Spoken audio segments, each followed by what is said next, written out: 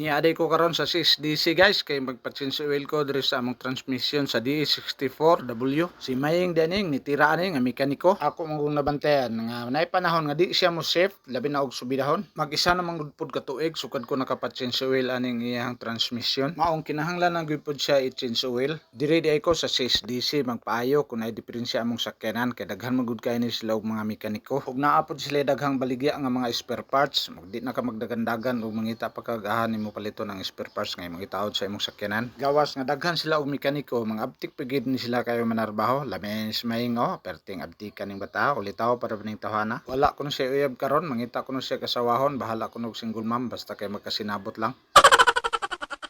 Ug mao to gitaod ng maingo. Abti kay ning mekaniko ha giapil na lang po din na mo og change oil ang engine ani kinamot ra magani niya pagkuha og pagtaod sa filter ani mao din ni nga oil among gamit sa transmission. 2 ka litro ang nagamit namo ani ug mao po ni nga oil ang gigamit namo para sa engine ug 3 ka litro among nagamit ani para sa engine oil kay nahuman naman gibaba ng maing ug mao po ako daghang salamat. Bye bye.